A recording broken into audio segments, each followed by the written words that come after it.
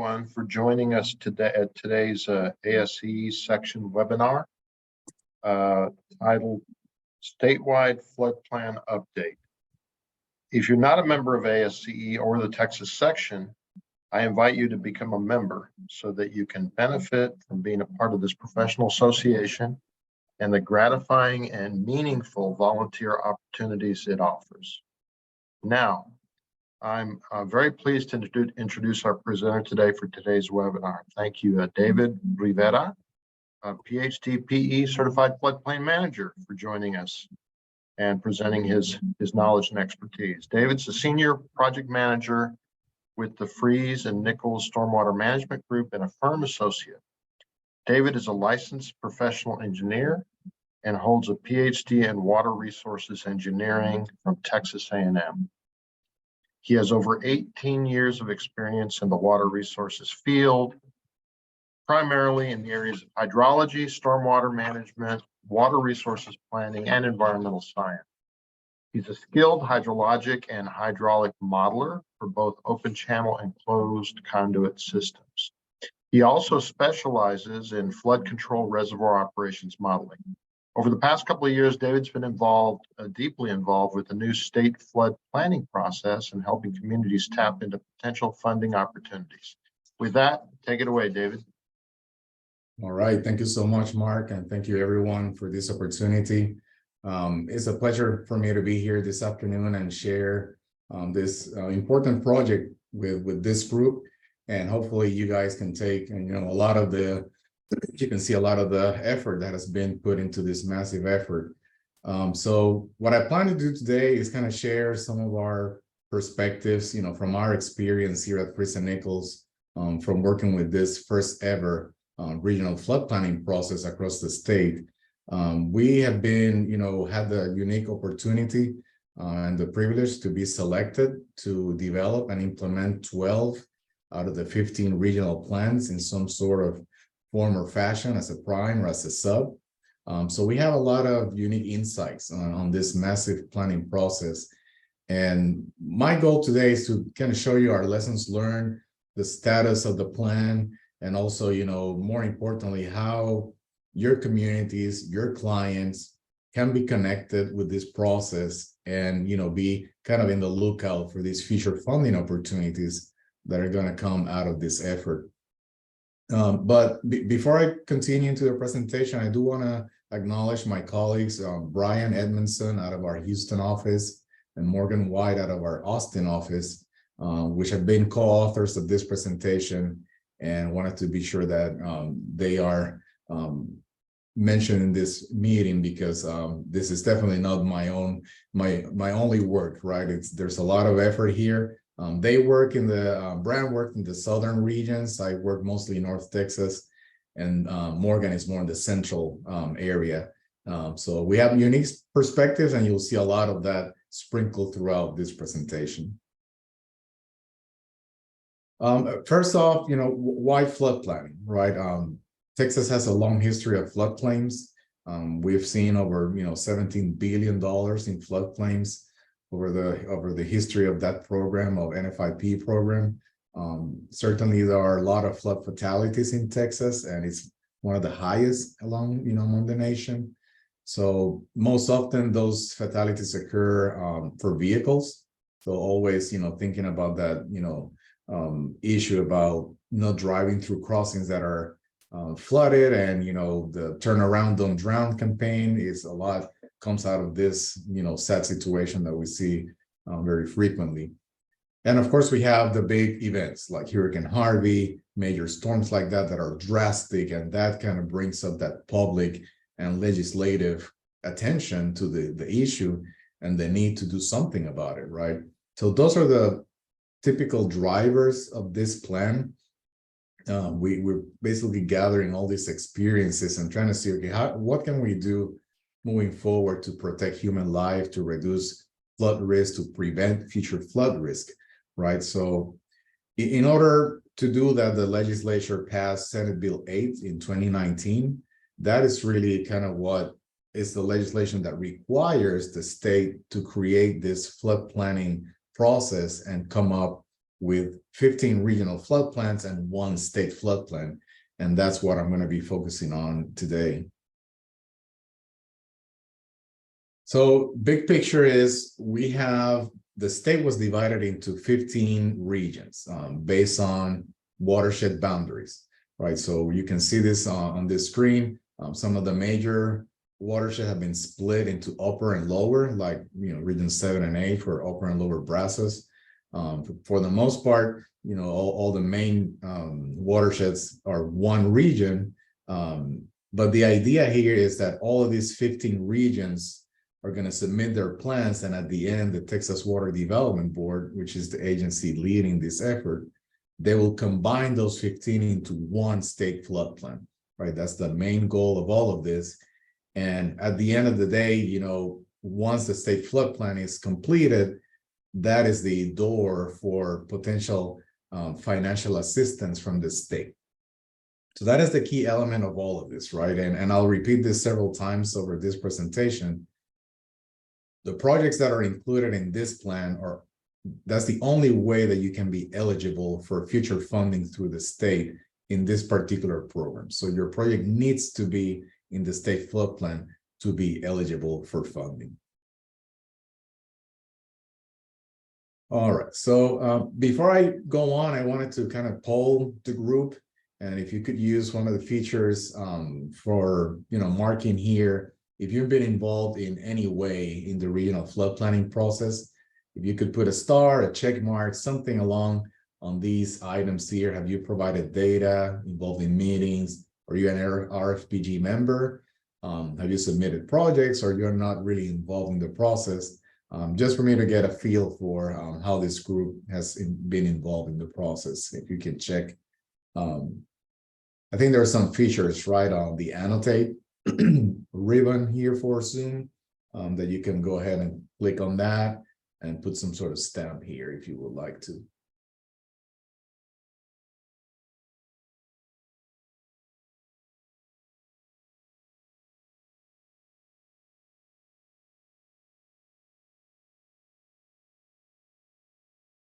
All right, seems like we're having trouble with that, but I'll move on just in the just to continue. And for sure there's something that I want to be sure about, is that everybody in this group has some sort of involvement, right? You may be a community, you may be a consultant, you may be somebody who's not completely aware of what's going on, but certainly this process will continue over the next, for the foreseeable future, the same way that the water plan goes in 5-year cycles. That's the intention of the flood planning effort, is to do it on every 5-year cycle. So we'll go back to that. Okay, so in terms of visions and goals for this plan, it is really important to manage the expectations, in terms of what is reasonably, something that is reasonable to be accomplished in this first planning cycle, right? There's so much to do, there's so much data to gather. So the first planning cycle is really focused on data collection, right? It's establishing that baseline of flood risk, understanding what we have, understanding, across the entire state, where are we in terms of flood risk? And out of that effort, then also come up with this first list of potential projects, potential studies, potential actions that can actually be implemented in future cycles, right? So that's really the main focus of the first planning cycle that I'm focusing on today. Now, once we enter into the second cycle, we have that baseline already established, then all we need to move forward to is to refine that baseline and continue implementing projects, identifying new strategies. And when we do that, the intent is to reduce that residual flood risk across the state. And so on in the next third cycle, keep updating those flood risk numbers, move up to the next projects. And as we move on, then we will continue reducing more and more that flood risk that has been identified at this point in the process. Another important element, and something that is associated with the water planning side, if you're familiar with that process and how the Development Board does that, is that it's considered a bottom-up approach, right? This is not an effort where you have a bunch of people trying to come up with projects in an island separate from the communities. It's really going to the communities first and, you know, finding those drainage master plans, those studies that are already there, talking to the communities, asking them, what do you need?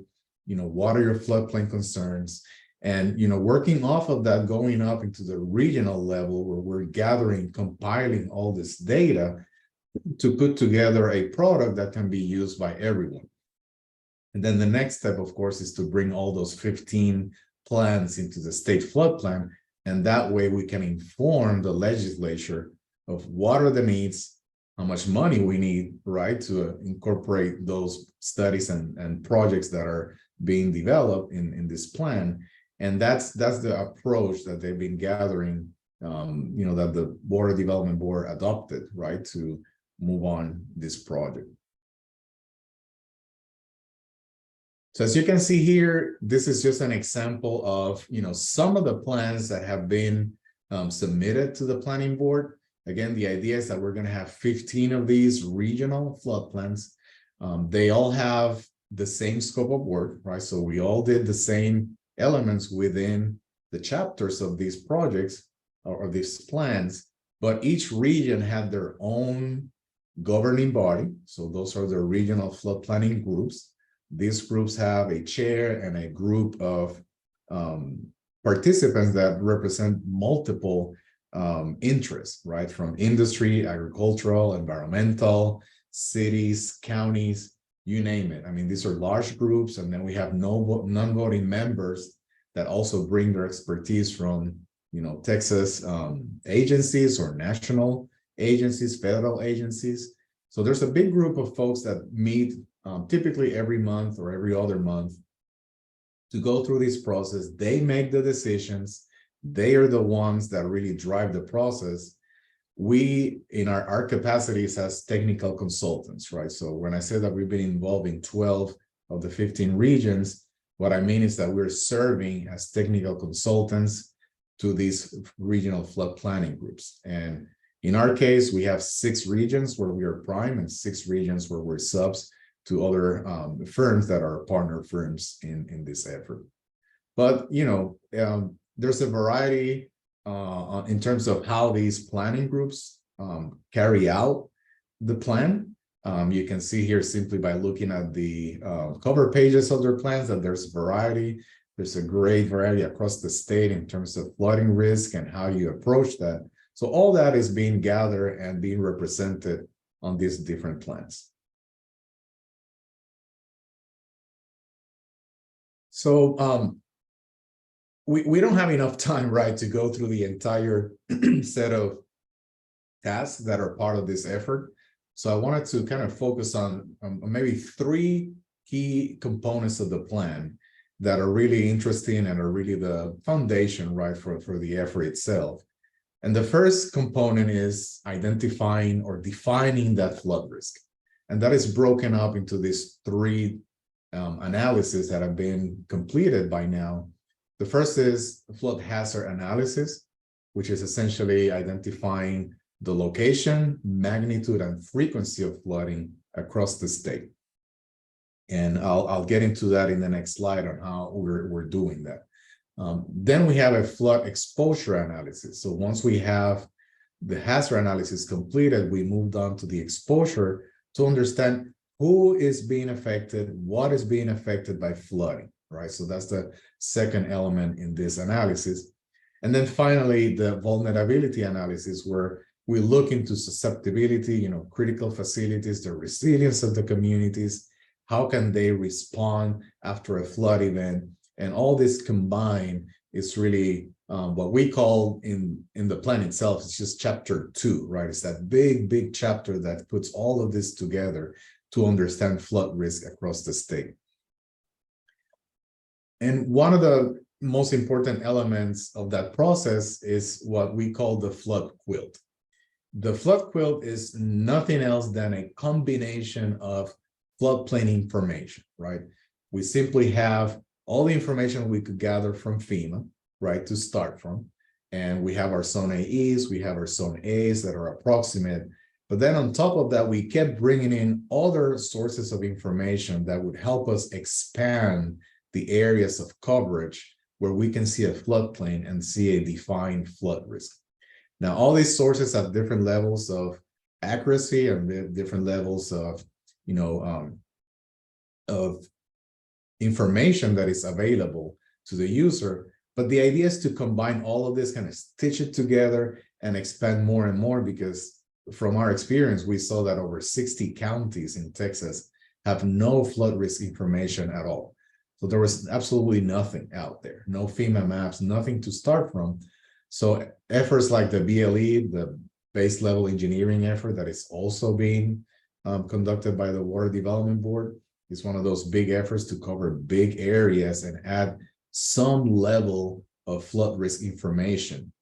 And then we use something that is called the Fathom data, which is kind of the last layer of the flood quilt that really expands outside of your typical floodplain areas and more into the communities. It looks more into urban areas and kind of that pluvial flooding situation. So of course, we don't say that that's the exact floodplain area, but at least it's giving us an idea and an area that can be mapped together with the more accurate floodplain maps.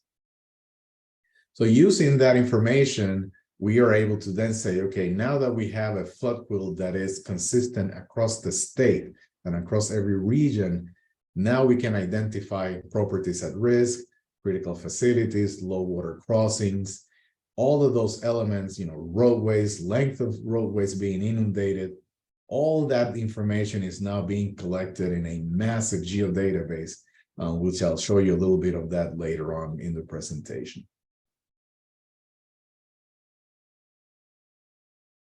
So once we completed that analysis, which took, essentially the first year of the effort was completing that assessment for the entire state.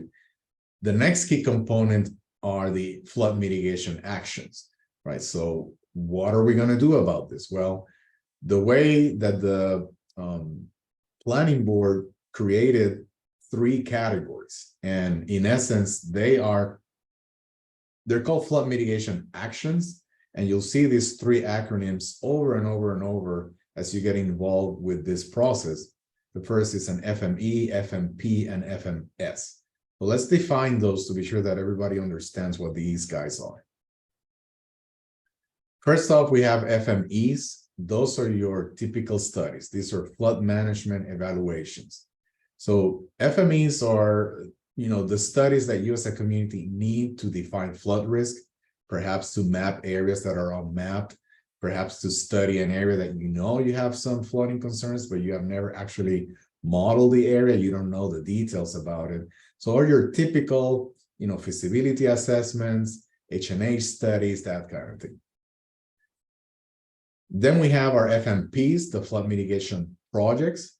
These are the actual, capital projects to mitigate flood hazards to life and property. So these are, when a community already has studies done, completed, and perhaps they have, a preliminary design, there's something that has been done already. We were able to get that and complete it in terms of what the Water Development Board requirements are and put it into the plan as a potential project.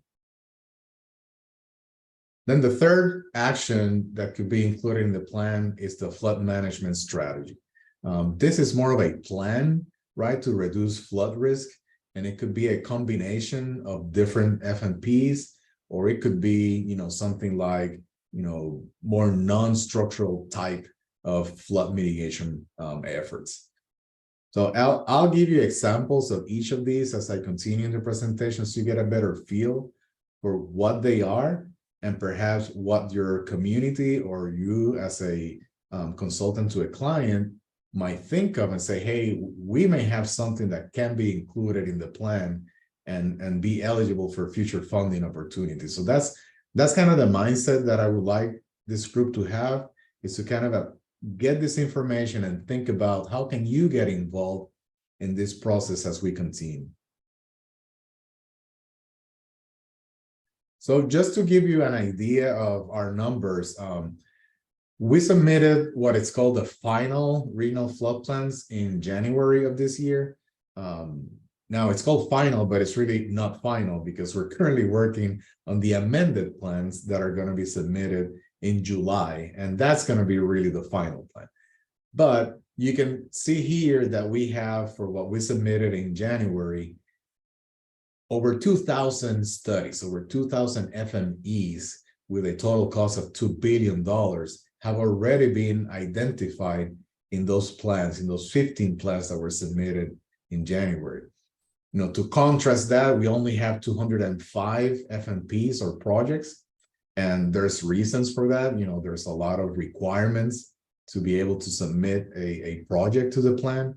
And of course, this is just the first cycle, right? The expectation is that once we implement those 2,000 FMEs, a lot of FMPs are going to come out of those studies. And the second cycle should kind of see a switch, right? And see much more numbers in terms of FMPs.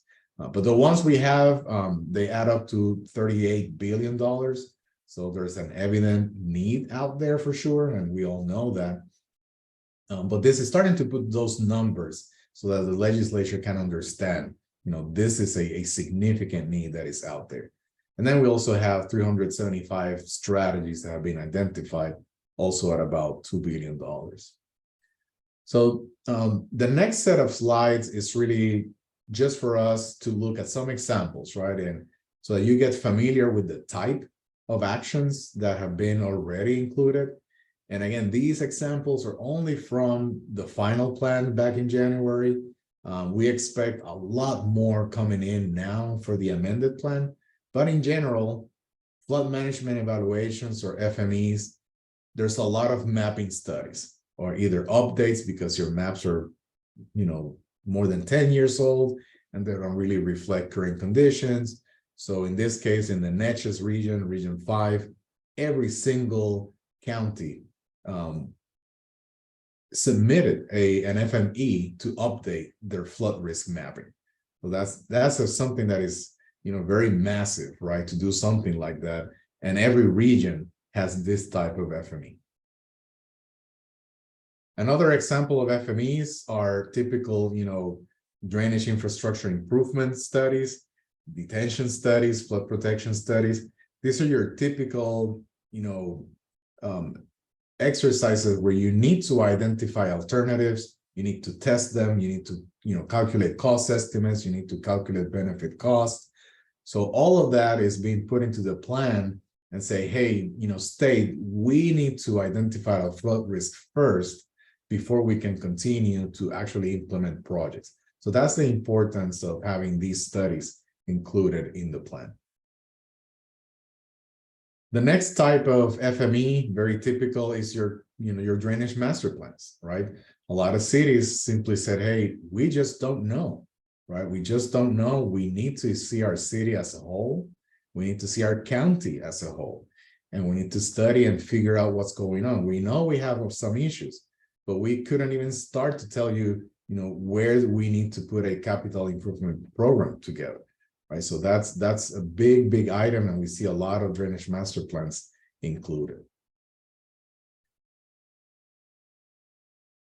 So the next big group of flood mitigation actions are the FMPs, your projects.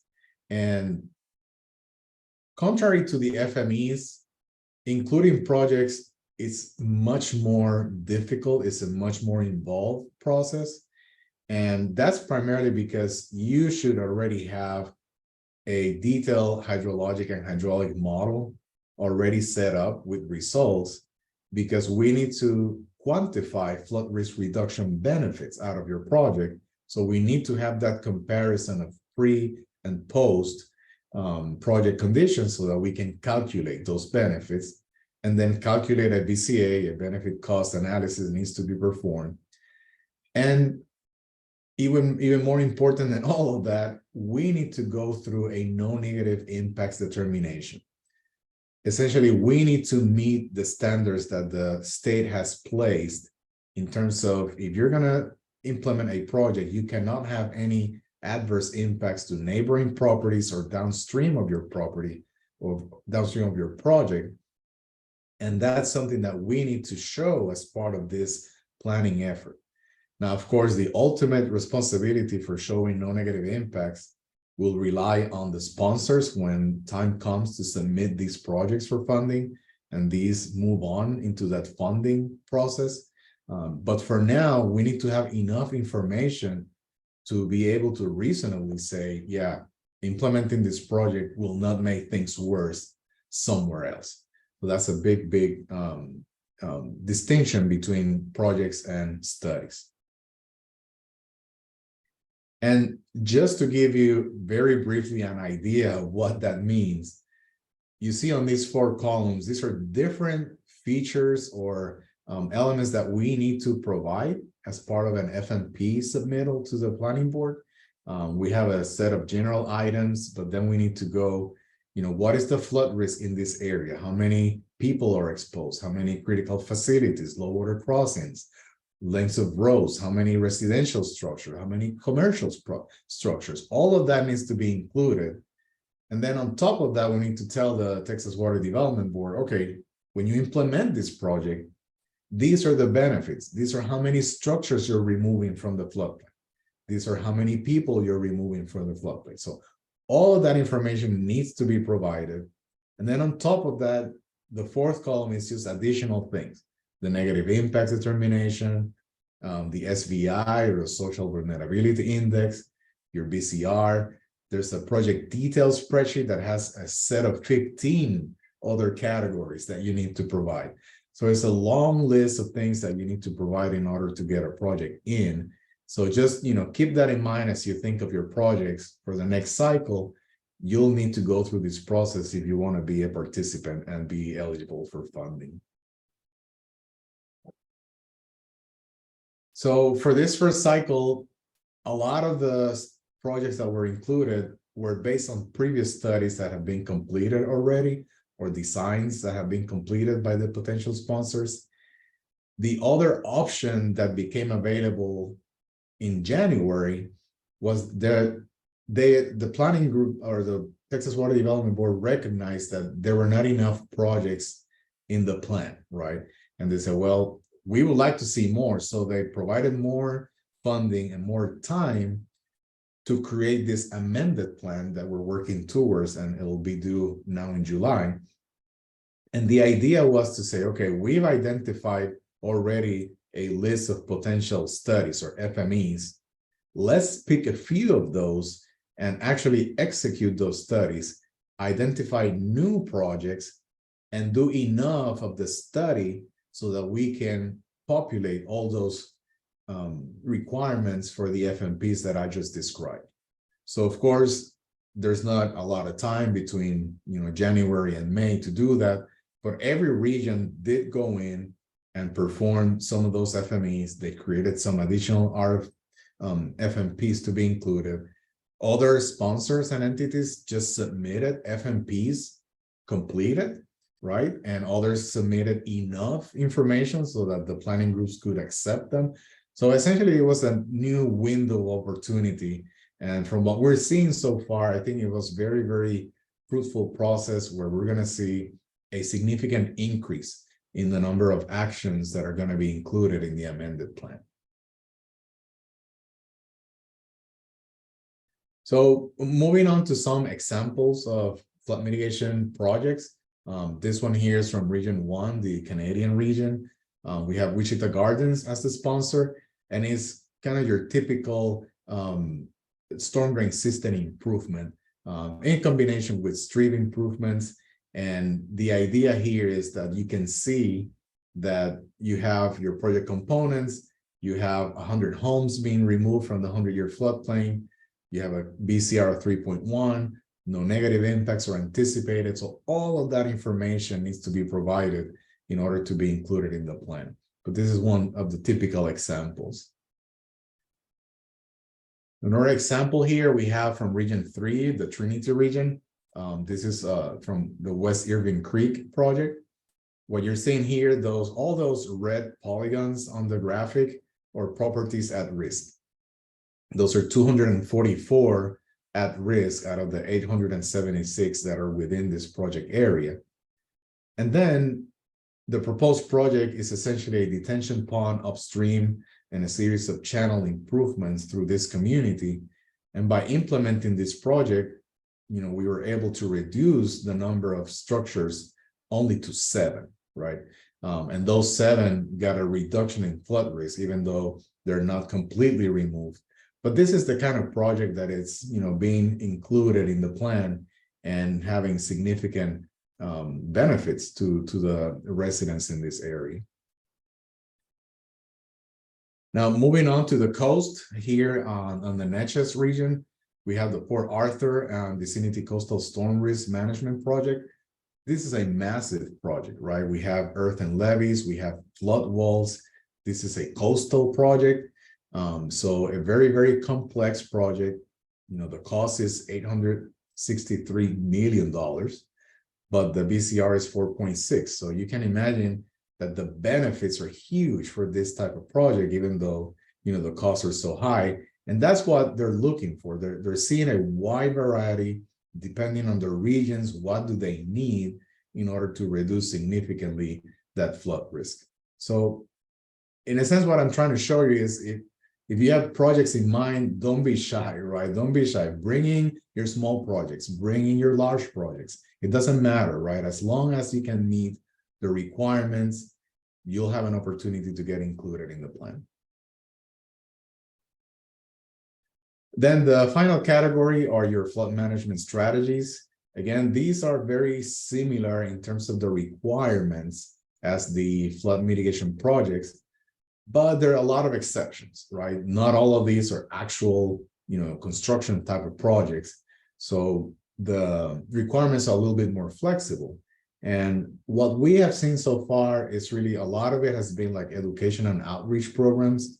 We saw this in the Guadalupe region quite a bit. Every single county wanted something like that. Then we have flood warning systems. It's also very common to see that.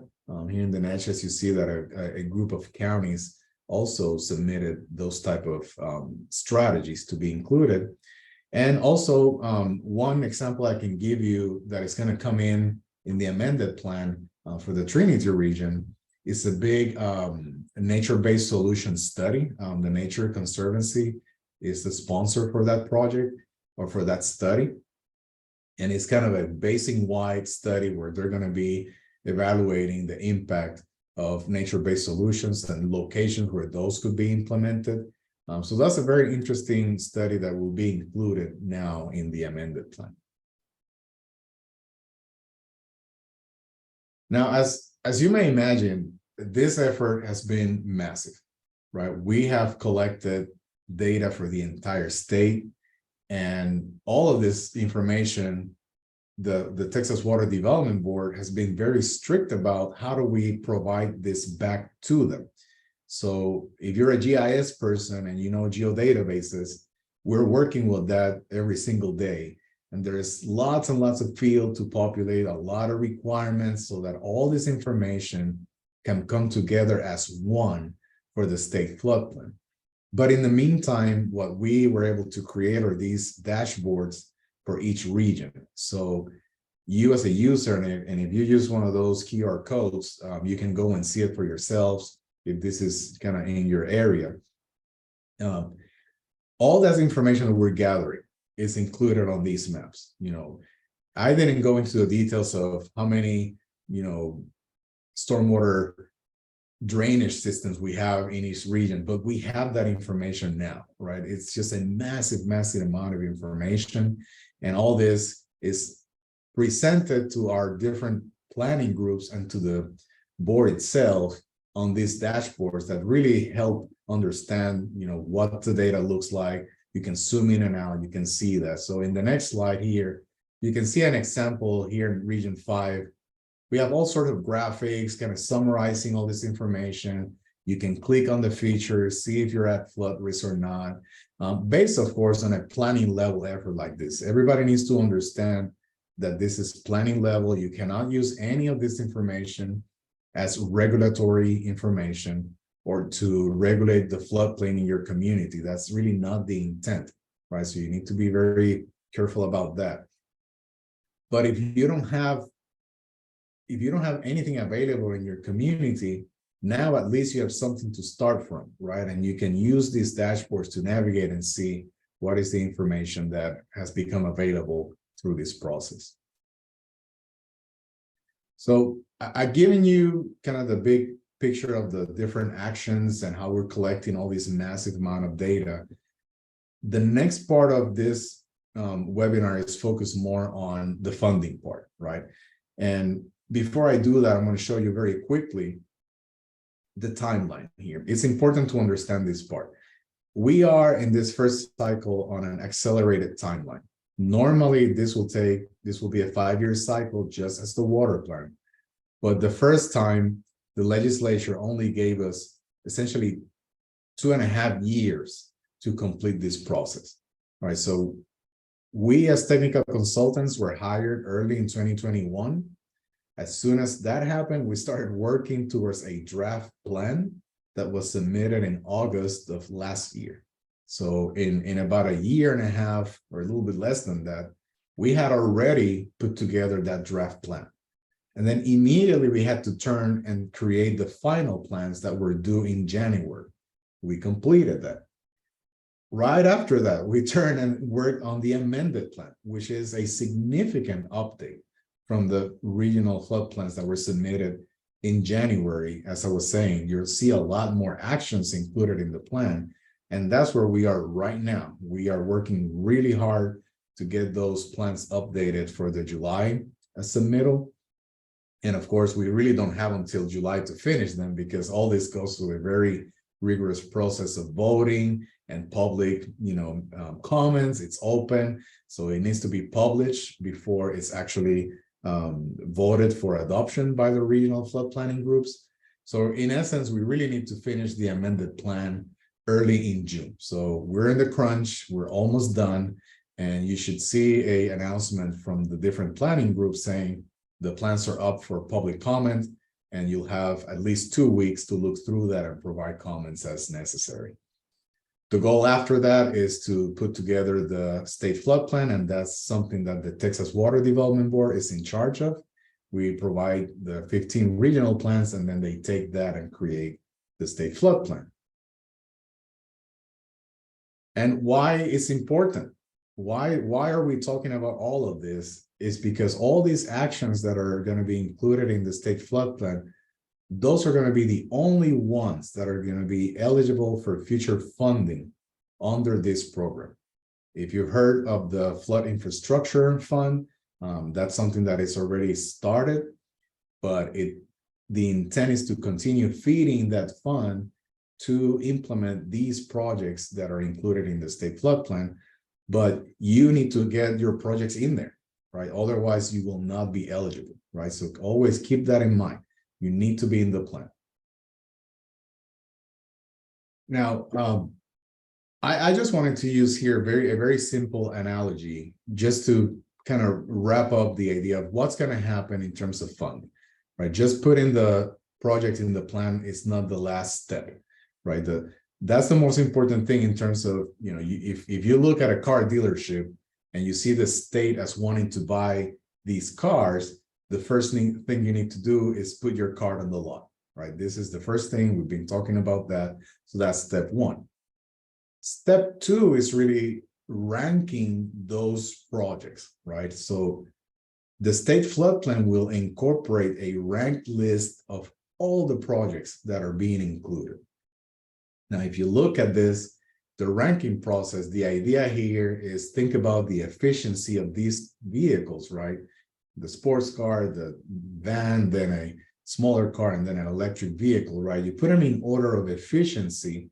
You can see that as kind of the process that the board is going to go through to rank the projects using specific criteria and data that is already available within the plan. Now, that's not the entire story, right? The project that comes at the top of this ranked list is not necessarily the one that is going to be selected first for funding. This is just one element, right?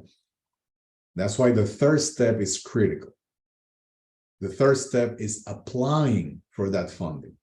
When that process starts, and we expect that process to start either late 2024 or early 2025 after the state flood plan is developed, you as a community need to apply, and the Texas Water Development Board will have a separate ranking methodology that will consider other sets of data, right? Not only the ones that are in the plan, they'll consider other elements, and at the end, they'll have a different ranking, right? You saw in the previous slide that the electric vehicle was ranked first in the flood plan, but it's really ranked third in terms of funding.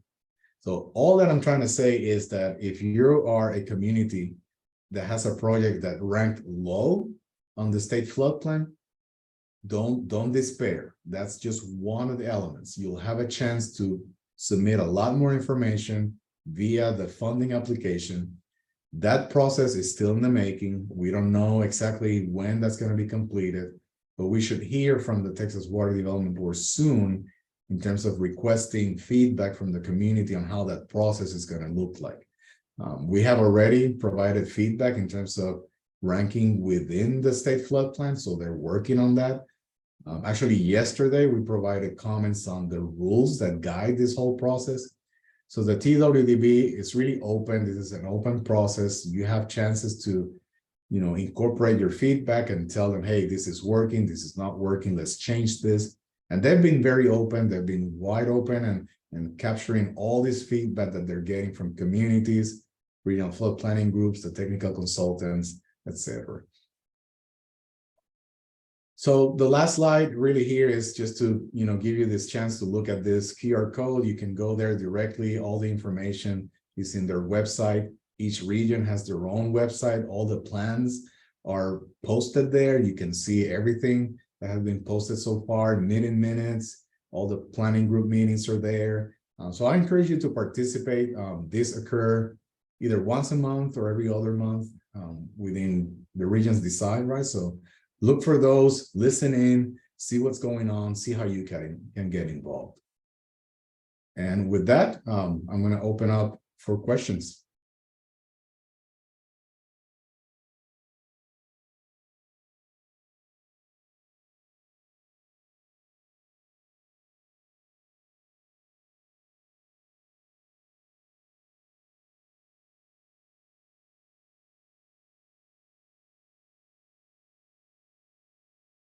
Okay, thank you, David. I'm looking at the Q&A. We don't have many questions so far.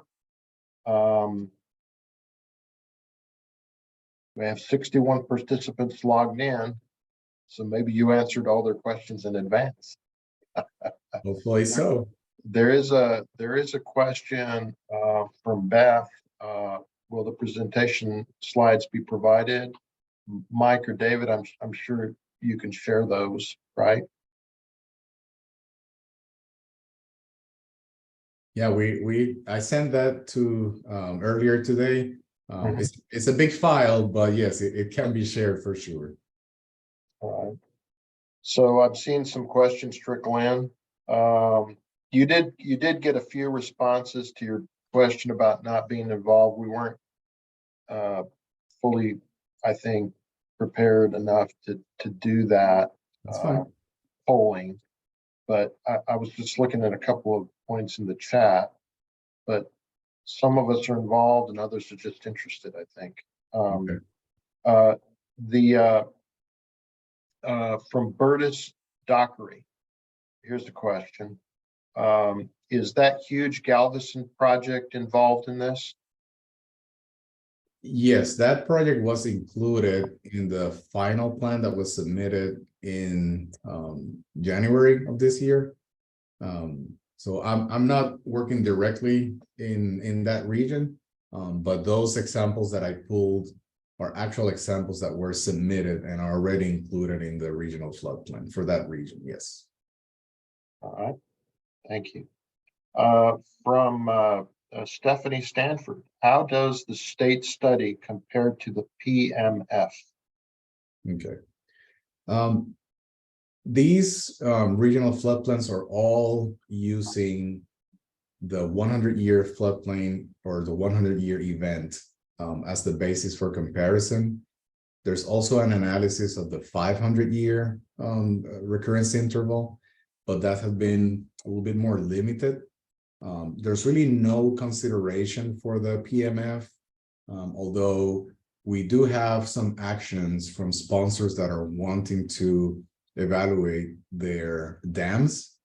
And as part of that, they want to evaluate their hazard classification, and they're submitting studies to perform dam breach analysis, considering the PMF and that situation.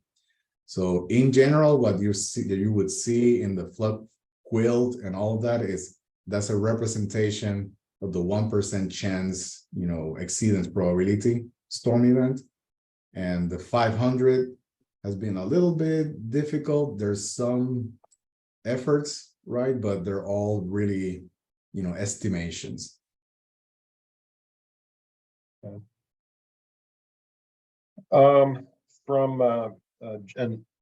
From Jody, and by the way, we have a few minutes, so if you want to follow up on a question that you asked, that'd be fine. But from Jody, are you seeing potential for additional benefits such as wildlife support, nature conservancy mentioned, infiltration to groundwater, etc.? Yeah, that's a good point. There is an intent, and every action that is included in the plan, you need to answer questions about nature-based solutions. What percentage of the project is nature-based solution? Can the project contribute even to water supply?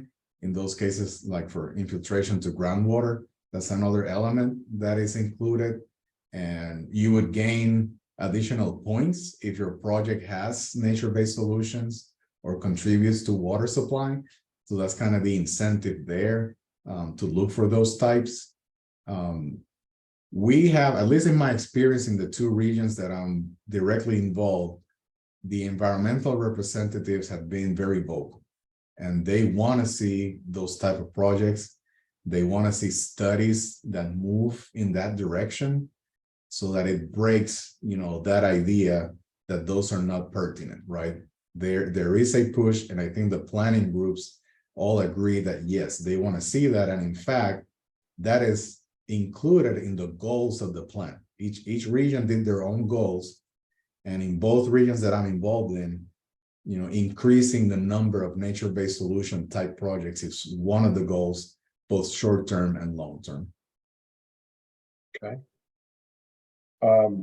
From Richard Spurlock, what's the best way to find what your community has done to participate? Okay. I think if you're interested in understanding if your community is already doing something here, first of all, is just go to the website. Let me go back here one slide. If you go to this website and you can find your region, each region will have the final plan. That's the latest version that is available.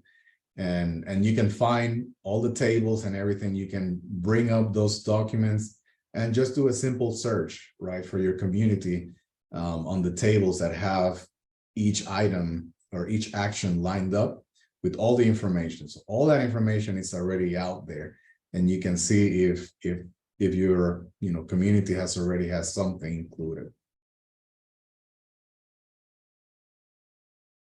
Okay. Let's see.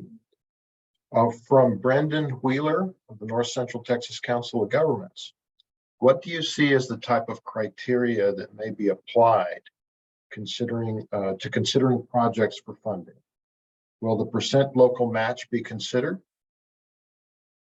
That's a very interesting question, and I need to be careful on how to answer that because we don't know exactly, but we know that the data that is available in the plans, all the planning groups, well, let me take that back.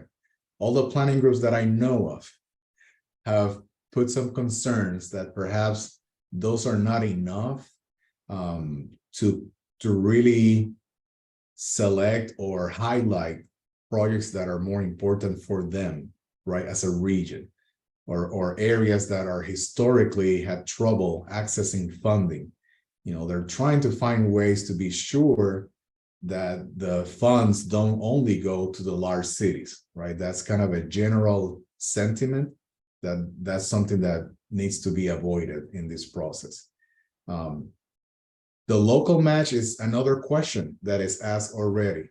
Chapter 9 is essentially a survey that if you as a community submitted a project, we're going to send you back a survey saying, okay, your project is this.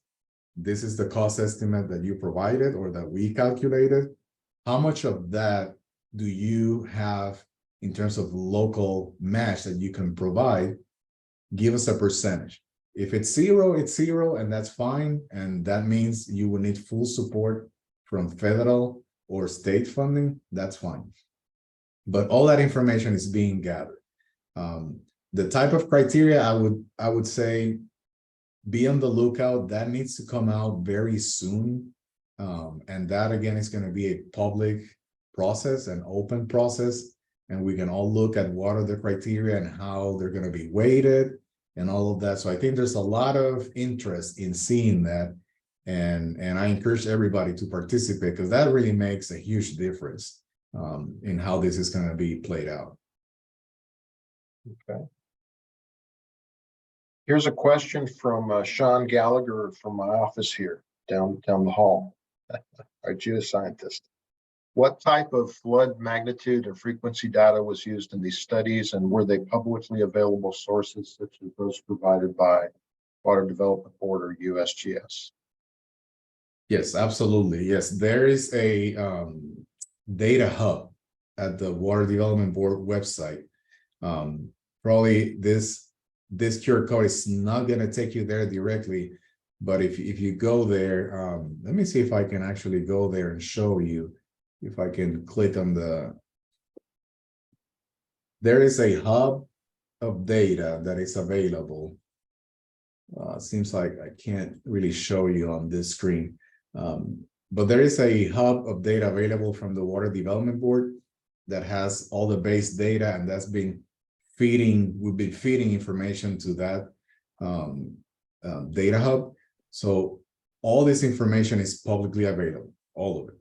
So if you need to have, access to something specific, I'll be more than happy to answer a question more directly. If you want to email me, and since I can't get to it here for some reason, I can help you get there. Thank you. This is from Stephanie Stanford, another question from her. She thanks you for the previous answer. What is the source of funding for these future projects? Yes, so what we know so far is that the Texas legislature is looking to continue funding the current flood infrastructure fund. Again, if you go to the Texas Water Development Board site, you can see how that program works. That program is already running, and there's about $460 million already allocated to studies and projects and all of that via the first batch of FIF funding. So that is already running. The intent is to continue feeding that because that was a one-time funding allocation. And we don't know how much, right, the legislature will assign, but that's the connection with the state flood plan. That is the funding source. So a lot of the things we kind of know or expect to see is that the rules for funding will be similar to what are already laid out in that FIF program.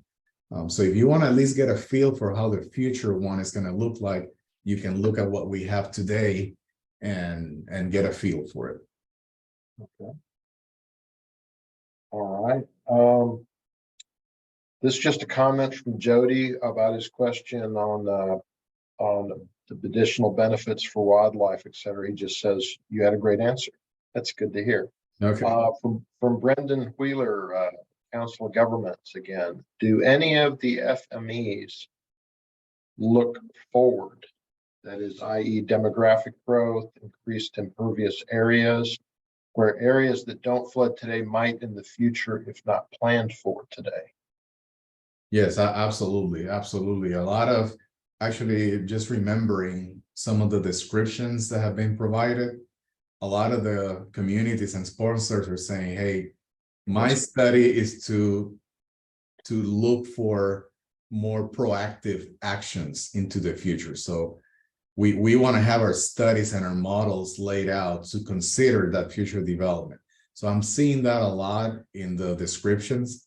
Of course, our descriptions are very short at this point, so I don't have the full scope of everything that has been submitted, but there is certainly an interest in looking forward on the studies.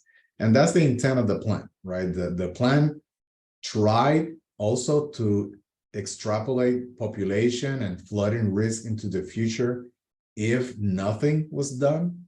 If you go to the plan, you can see sections on that on chapter 2.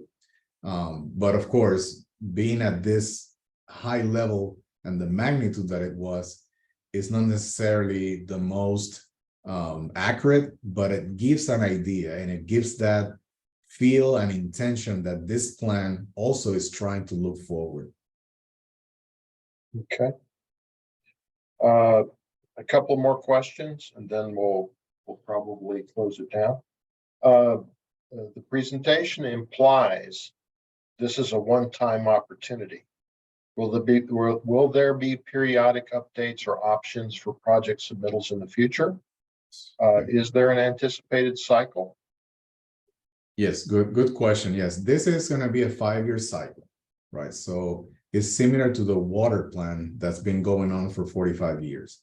So I would say that right now, really, the window has closed to be part of this first plan because they are due in July. And right now, what we are doing is basically closing everything, updating chapters, preparing the GIS geodatabases. So right now, there might be a few regions that may still accept a new action, but those are going to be a few. You can still try and see what you hear from them. At least from my regions, I'm not seeing that right now. However, again, once the state flood plan is done, the second cycle will begin shortly after. And at that point, of course, the window will open again and people can continue submitting their projects in, and this will continue moving forward. We have time for one last question that's on the board here. Do the calculations include future population growth? The state is encouraging businesses to move here, and that growth will cause increased runoff. Right. That's a concern from the planning groups. And again, there wasn't an effort, right, to look and try to, calculate population growth and, the expected locations where that would happen. All of that is part of that chapter 2, the flood risk analysis. And if you would like to see some of that, that's the chapter that you need to go to. In fact, it's the longest chapter exactly because of that. It was very complicated to do that at a regional scale. And there were all sorts of methodologies involved, and every region kind of did the best they could. And the Water Development Board had to approve the methodology on this because there's so much uncertainty, right? To at least keep some level of, consistency in the regions. But for that, that's chapter 2, and you can find those type of analysis included in that chapter. Well, we received several messages of appreciation in the chat and the Q&A, David, so I think you did a fantastic job. I think we'll wrap it up here. Thanks everyone for participating in today's ASCE Texas Section Technical Webinar. And thank you again, David Rivera with Freese.